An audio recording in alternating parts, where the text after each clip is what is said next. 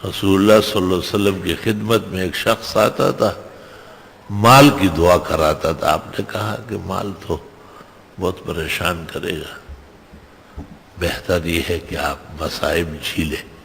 رسول اللہ صلی اللہ علیہ وسلم تو اللہ کے پاک پیغمبر تھے، پیغمبروں کے سردار و تاجدار تھے. اس نے کہا کہ نہیں. آپ نے دعا فرمائی، مال اتنا بڑھ گیا کہ پھر نماز میں بھی نہیں آتا تھا اور مدینہ منورہ سے بھی باہر چلا گیا. رسول اللہ صلی اللہ علیہ وسلم نے کہا ہلاکا ثعلبہ، ثعلبہ بن حاتب نام تھا اس کا.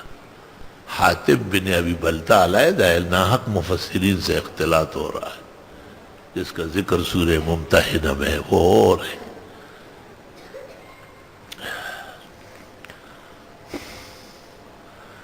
اور پھر زکوٰۃ خیرات لے کے آتا تھا، لیکن ابوبکر صدیق نے کہا کہ ہم کون ہوتے ہیں؟ رسول اللہ صلی اللہ علیہ وسلم جو رحمتوں کے ساتھ آئے تھے وہ انہوں نے نہیں مانا.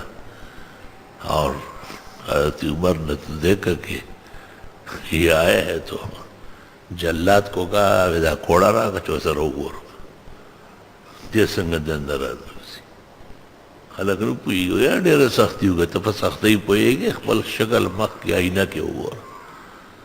حضرت عثمان ذرا نرم تھے، کریم رحیم تھے، انہوں نے کہا اللہ کی رحمت بس بسیار ہے، اس کو معاف کر دیا. لیکن حضرت عثمان پر جو اعتراضات ہوئے ہیں متاعن عثمان جسے کہتے ہیں، ان میں ایک بات یہ بھی کہ ثعلبہ کو معاف کرنے کی ضرورت نہیں تھی. اور بعض کہتے معاف نہیں کیا تھا، حضرت عثمان خاموش ہو گئے. جتنا ڈانٹنا تھا تنبیہ کرنی تھی وہ تو پہلے ہی ہو چکی تھی.